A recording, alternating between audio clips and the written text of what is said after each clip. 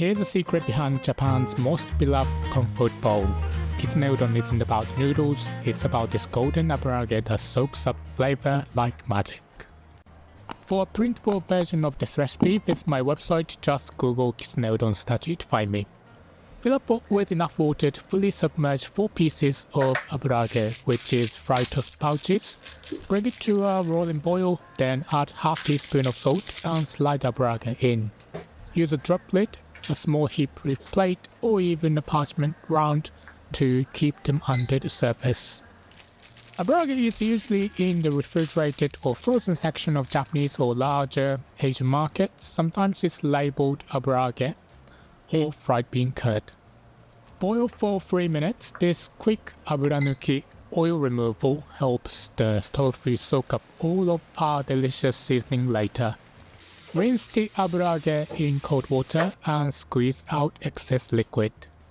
Take a small saucepan and add 150 ml of dashi stock, 2 tablespoons of sugar, 2 tablespoons of mirin, and 1 tablespoon of sake.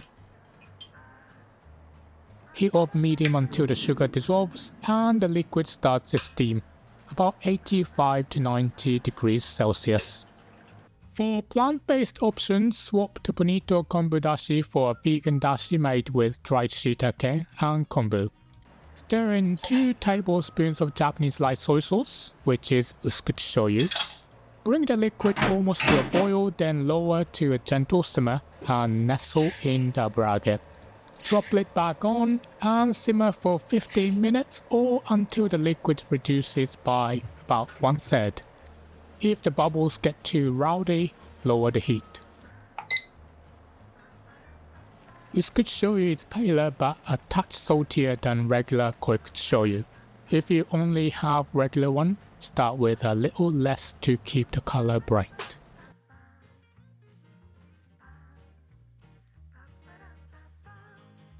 Transfer the seasoned aburaage and the cooking liquid to a wide shallow container. Let it cool, then cover and refrigerate for at least a few hours. Overnight is even better. Use within 24 hours for the best texture and balanced flavor. Noodles and broth time. Boil 4 portions of udon according to the package. They can be fresh, frozen or dried, all are fine.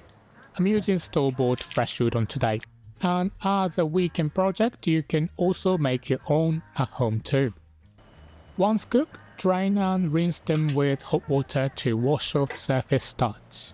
In a saucepan, pour in 1 liter of dashi stock. Add 4 tablespoons of usukuchi or regular soy sauce and 2 tablespoons of mirin. Bring to a boil for 1 to 2 minutes. Turn off the heat and add half teaspoon of salt. Dashi can be made from scratch from tea bag style packets for a fast and great flavor, or from instant granules if needed. They're bolder and a bit seasoned, but they work. Take the chilled tofu pouches and cut each in half diagonally to make neat triangles.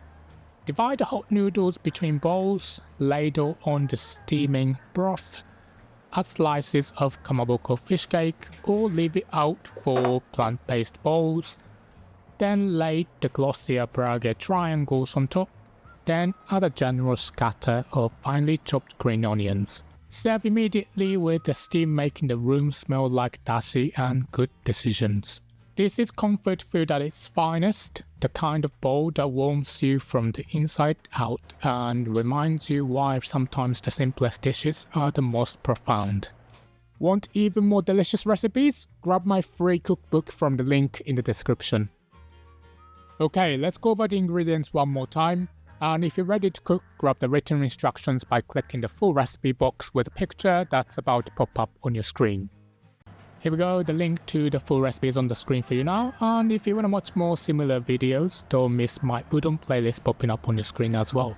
Thanks so much for watching, and I hope to see you in the next one. Bye.